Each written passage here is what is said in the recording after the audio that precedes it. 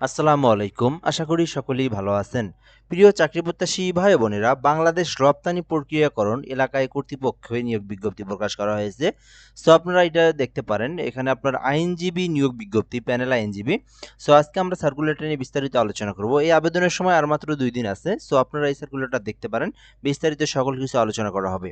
তার আগে একটা বিষয় বলে নেই, যারা আমাদের এই চ্যানেলে নতুন, চ্যানেলটাতে অবশ্যই সাবস্ক্রাইব করে আমাদের সঙ্গে যুক্ত থাকবেন। প্রধান উপদেষ্টার কার্যালয়, বাংলাদেশের রপ্তানি প্রক্রিয়াকরণ এলাকা কর্তৃপক্ষ, বেজবা কমপ্লেক্স। এটা হচ্ছে প্যানেল আইনজীবী নিয়োগ বিজ্ঞপ্তি। বাংলাদেশ রপ্তানি প্রক্রিয়াকরণ এলাকায় কর্তৃপক্ষের ঢাকাস্থ বিভিন্ন আদালতে মামলা পরিচালনা করার জন্য ঢাকায় বসবাসকারী 2 জন আইনজীবীকে কর্তৃপক্ষের প্যানেল আইনজীবী হিসেবে নিয়োগ নিমিত্তে আগ্রহী বাংলাদেশের প্রকৃত নাগরিকদের নিকট হতে নিম্নলিখিত দরখাস্তের আহ্বান করা যাচ্ছে। অর্থাৎ বাংলাদেশের যে কোনো জেলার যে কোনো প্রার্থী আবেদন করতে পারবে, নারী পুরুষ উভয়ে আবেদন করতে পারবে। 2 জনকে নিয়োগ দেওয়া হবে।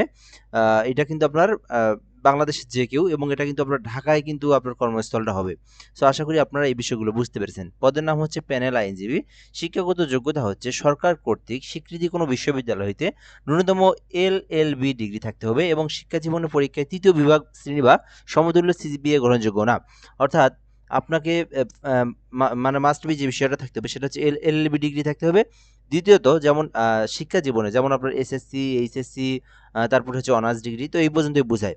তো প্রতিটা পরীক্ষায় আপনার 3য় বিভাগ হওয়া যাবে না। আপনার রেজাল্টটা ফার্স্ট প্রথম বিভাগ থাকতে হবে অথবা দ্বিতীয় বিভাগ থাকতে হবে, কিন্তু 3য় বিভাগ হওয়া যাবে না। অর্থাৎ 3 পয়েন্টের নিচে আসা যাবে না। 3 পয়েন্টের উপরে এটাকে প্রথম বিভাগ বলা হয়। এর উপরে থাকলে আপনি আবেদন করতে পারবেন। মহামান্য সুপ্রিম কোর্টের হাইকোর্ট ডিভিশন আপিলেট ডিভিশনে মামলা পরিচালনার কাজে কমপক্ষে 10 বছরের এবং বিজ্ঞ জজ কোর্ট সমমর্যাদা সম্পন্ন কোর্টের আইন পেশায় কমপক্ষে 12 বছরের বাস্তব অভিজ্ঞতা থাকতে হবে। তো এটা কিন্তু আপনার যাদের অভিজ্ঞতা আছে 10 বছরের আইনজীবী সম্পর্কে বা আইনজীবী কাজের, সো তাদেরকে কিন্তু নিয়োগ দেওয়া হবে। বয়স হচ্ছে 50 বছর পর্যন্ত আপনারা এই সার্কুলারটাতে আবেদন করতে পারবেন। তো এইরকম যদি কেউ থেকে থাকেন, সো আপনারা এই সার্কুলারটা দেখতে পারেন। এইরকম শিক্ষাগত যোগ্যতা, তারপরে হচ্ছে আপনার এই হচ্ছে অভিজ্ঞতা, এবং বয়সটা হচ্ছে 50 বছরের নিচে যদি থেকে থাকে, সো তারাই কিন্তু এটাতে আবেদন করতে পারবে। শর্তাবলী দেওয়া আছে, প্রাথমিকভাবে নিয়োগের মেয়াদ 1 বছর হবে। তবে 1 বছর সাফল্যের সাথে অর্পিত দায়িত্ব সমাপ্তির পর কর্তৃপক্ষ ও প্যানেল আইনজীবী উভয়ে সম্মতিক্রমে নিয়োগের মেয়াদ বৃদ্ধি করা যেতে পারে।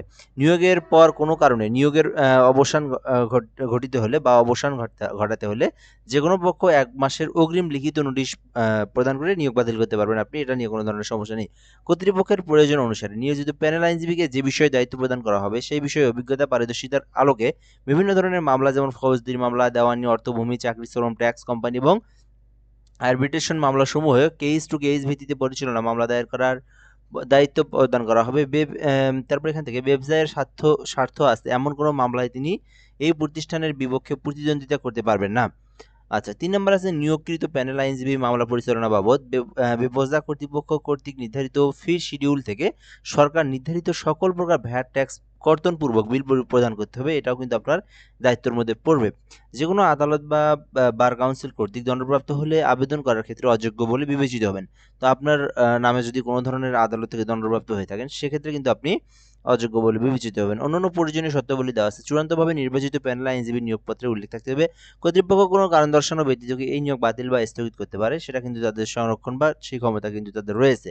আবেদনকে সাদা কাগজে বা নিজস্ব প্যাডে নিম্ন বর্ণিত তথ্য চাহিদা পরিচালনাপূর্বক আবেদন করতে হবে। অর্থাৎ আপনার সাদা কাগজে স্বহস্তে কিন্তু আবেদনটা আপনার সিভির মতো করে সাজাতে হবে। তারপরে কিন্তু যে ডকুমেন্টগুলো চাওয়া আছে, ডকুমেন্টগুলো আপনাকে পাঠাইতে হবে বা দিয়ে দিতে হবে তাদেরকে। নাম, পিতার নাম, মাতার নাম, বর্তমান ও স্থায়ী ঠিকানা, চেম্বারের ঠিকানা, phone number, mobile number, ID সহ জন্ম তারিখ, জাতীয় পরিচয়পত্র, শিক্ষাগত যোগ্যতার পূর্ণ বিবরণ, মহামান্য আপিল বিভাগ, হাইকোর্ট বিভাগ, বিজ্ঞ জেলা জজ আদালত এবং জজ কোর্টে আইনজীবী হিসেবে তালিকাভুক্ত সনদ ও সংশ্লিষ্ট আইনজীবী সমিতির সদস্যভুক্ত তথ্য, অভিজ্ঞতা এবং অন্য কোনো প্রতিষ্ঠানে আইনজীবী হিসেবে নিয়োজিত থাকলে সেই প্রতিষ্ঠানের নাম। সো এই ইনফরমেশনগুলো কিন্তু আপনাকে একটা সাদা কাগজে লিখতে হবে। তো আপনারা যেভাবে সিভি তৈরি করেন, ফার্স্ট একটা আপনাকে কাগজ দিতে হবে। এখানে আপনার যেভাবে দেওয়া আছে নিজের নাম, পিতার নাম, মাতার নাম, এগুলো আপনি এখানে যেভাবে দেখলেন সেইভাবে আপনি পূরণ করে সর্বশেষ আপনার শিক্ষাগত যোগ্যতা সহ এখানে সবকিছু সকল ডকুমেন্ট আপনারা এইভাবে সাজিয়ে রাখবেন, ঠিক আছে? এরকম করে ছক করে শিক্ষাগত যোগ্যতা এক কথায় একটা জীবন বৃত্তান্ত যেভাবে সাজানো হয় সেইভাবে আপনাদেরকে কিন্তু এখানে সাজিয়ে কিন্তু আপনাকে এটা স্বহস্তে লিখতে হবে। সদ্য তোলা পাসপোর্ট সাইজের 2 কপি ছবি লাগবে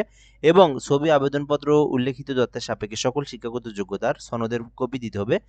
আপনার যে এডুকেশনাল কোয়ালিফিকেশন এগুলো আপনাকে দিতে হবে, সত্যায়িত করে দিতে হবে। আবেদনকারীকে বাংলাদেশে রপ্তানি প্রক্রিয়াকরণ এলাকা ব্যবসায়ের বরাবর 500 টাকা কিন্তু পে মূল্যে যেকোনো একটা ব্যাংক বাংলাদেশ ব্যাংকের শাখার জনতা ব্যাংক, রূপালী ব্যাংক, সোনালী ব্যাংক, অগ্রণী ব্যাংক, পূবালী ব্যাংক যেকোনো একটা ব্যাংকে গিয়ে কিন্তু আপনাকে পে অর্ডার কিন্তু স্লিপ নিয়ে আসতে হবে, ঠিক আছে? এই যে আপনার বেপজার অর্থাৎ বাংলাদেশ এই যে এই বরাবর, হ্যাঁ? বাংলাদেশ রপ্তানি প্রক্রিয়াকরণ এলাকা কর্তৃপক্ষ বরাবর আপনাকে পে স্লিপ নিতে হবে। তারপর এখানে বলা আছে আবেদনকারীকে বাংলাদেশের রপ্তানি প্রক্রিয়া, আচ্ছা এটা আমরা দেখছি, আগ্রহী প্রার্থীগণকে আগামী 31 তারিখের মধ্যে নির্বাহী পরিচালক প্রশাসন বাংলাদেশ রপ্তানি প্রক্রিয়াকরণ এলাকা বেবুজা কমপ্লেক্স বাড়ি নম্বর 19 এই যে ঠিকানা দেওয়া আছে এই ঠিকানায় ডাকযোগে সরাসরি পৌঁছাতে হবে। তো যেহেতু 2 দিন সময় আছে, তো আপনারা যারা ঢাকায় আছেন বা যারা বা আপনারা বাহিরে থাকলেও যদি আপনার ঢাকায় কেউ থাকে, সো এই সময়ের মধ্যে কিন্তু আপনাদেরকে পৌঁছায় দিতে হবে।